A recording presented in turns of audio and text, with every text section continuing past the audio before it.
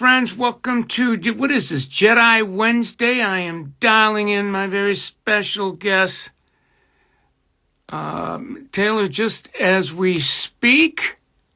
I just invited her. She'll be here shortly. I think she will. There we go. Reels last night.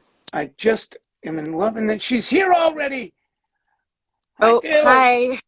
How are you? Good. I was just telling my community that I was waiting for you, that did this reels on you last night to just kind of set up why I invited you to come and hang out with us a few minutes this morning. Thank you, by the way, for giving us some time.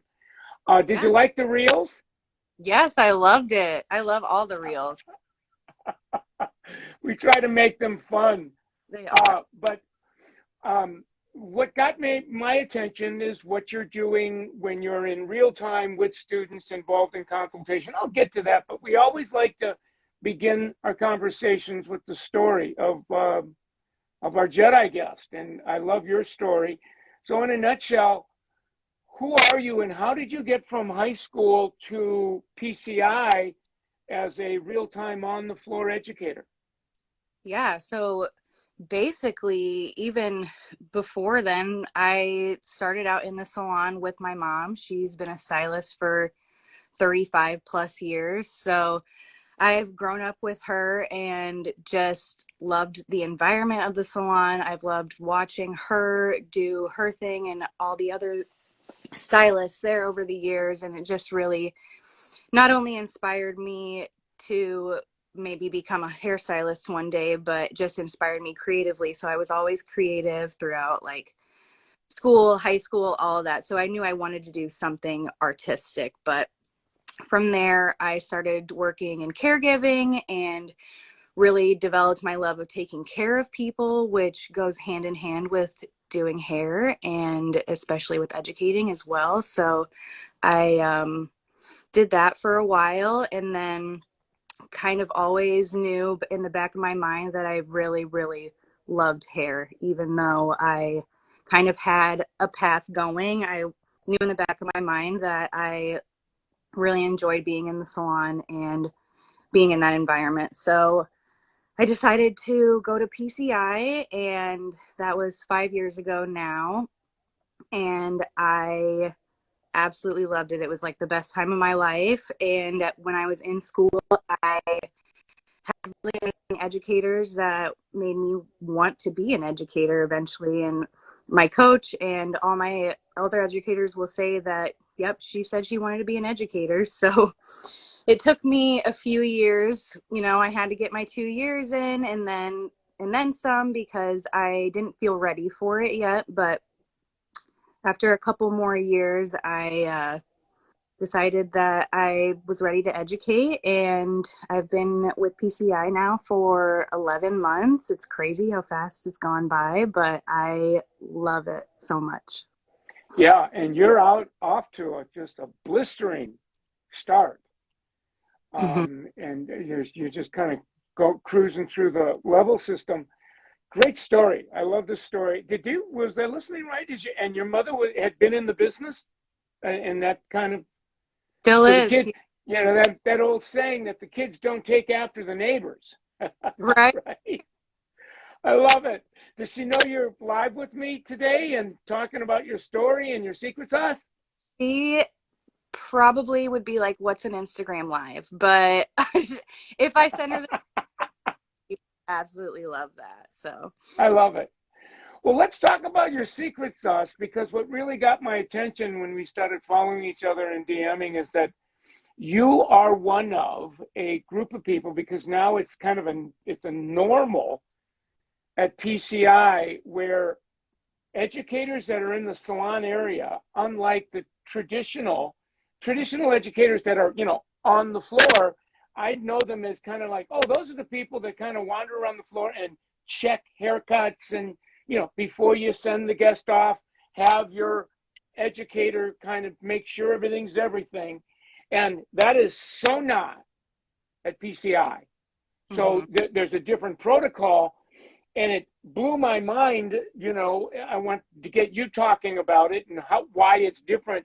But when I ask students that I interview, and that I interview a lot of your students, and Oh I yeah. ask what's one of the light bulb moments, almost all of them will reference, when I got on the floor, my educator was like with me, flying the airplane Mm-hmm. with me. And there was something about that learning experience that was way more, better, faster than, role playing it in the classroom or, whatever it is.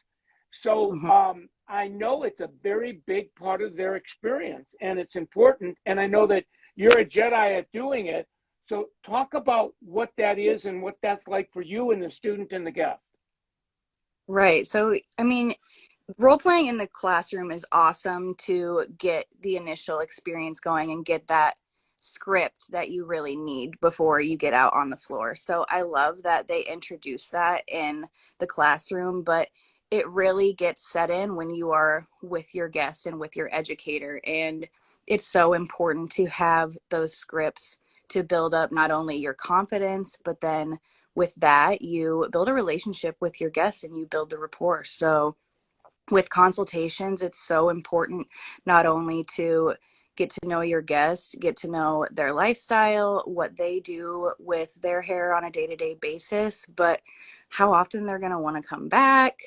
There's so many questions you need to ask, and I do that every day with my guests. So I think that's really helpful with me being an educator because I can not only help the student come to their hair goal with their guest, but the guest is so involved as well, which they appreciate too. So, Wow. There is so much to what you said. Like you just said, this much in that much time. So I just want to unpack a couple of parts of it. That the you call them scripts or offerings when but you also said, because you're also a real time behind the chair stylist in a salon, that mm-hmm. you're using those same offerings and scripts and kind of finding your own voice there. So when it's game time to come into the school onto the floor, that's not foreign to you. It's real time. It's like, oh yeah, I did like 4 of these last night, Yeah. right? And And so the experience is fresh. But I can imagine there are a number of educators that, once upon a time I worked in a salon, but that's now in the rearview mirror, and I'm full-time educator, and it's been a while since I've been using, doing a consultation. So, before you know it, you blink and there's a year or 2 or 3 years goes by. So the idea that I'm going to be in a consultation with a student and I'm going to be kind of flying the airplane, it can be really scary. It can be terrifying. right. How did, like, what would you say to an educator that's watching this, that's going, that's my story. How can I, like, be more comfortable kind of getting back in those waters again? Right. I love and we need those educators that have been in the business for years and years and years, but haven't been behind the chair for a while because I go to those educators daily for questions still, as should everybody. It's never wrong to ask a question. So I would say to those educators, don't be afraid to ask questions to those newer educators. Don't be afraid to, if you see a new color come out, try it on a mannequin. It's never too late to educate yourself. Even if you haven't been behind the chair for a long time, you can still, Instagram is an amazing tool. You can still watch reels and get new techniques and come and hang out on the floor. And even if you're behind the scenes, come hang out on the floor and, follow us around, do a couple consultations and just dip your feet back in. Yeah, I mean, I love how you put that, Taylor, because it's almost like, once you learn how to ride a bike, you might not have been on a bike for a while, but you just kind of, it's almost like muscle memory. Right. So, the first couple, it's a little bit, might be a little bit awkward because you're kind of dusting off an old skill. but so what I tell educators is don't overthink this, Mm-hmm. right? Just jump in the pool and you'll be surprised by the experience. And like you said, you can watch a few of them being done. So I really love it. Now, what's really keen about this is as a result of an educator being part of a consultation is, and this is so not about doing the color for the student. Like we all get that, all work is done by students. So that's technical. But Mm-hmm. there's nothing in the statutes that say an educator can't be a part of a consultation. And when they are, the guest gets more involved in services. All of a sudden, add-ons go through the roof, Mm-hmm. rebooks and retail. So there's so much to this. And then, of course, when I talk to a student about this, they'll go, yeah, I would not have learned the art of consultation as fast and as good had I not had my educator in there. And it's not like you're doing every one for them forever. It's just you do a few, then you're doing it together, then they're doing it while you're kind of close, and then it's a fly little birdie fly. Mm-hmm. And that is so unique that I wanted to get you to chat about that. Now, are there other parts of the Power Wheel process? I mean, the consultation is big, that you would say as an educator, oh yeah, there's a couple of other segments in the ride that I'm close to, I'm engaged in, that you want to maybe talk about now, because that question came up to me as I was listening to you. Yeah, so I think building rapport with your guest is super important, especially because with that comes your referrals as well. So once your guests find somebody that they like and enjoy as a person, as well as somebody that does their hair, they can very easily trust them with referring somebody else. And that's how you build your business. So building that rapport with your guest is so important, and that translate then into the finishing portion, because with that trust from your guest comes trust in their hair, and then you gain retail from that, you get your rebooking from that, they trust you with other services, so then your ticket goes Oh, up. wow. It just Wow.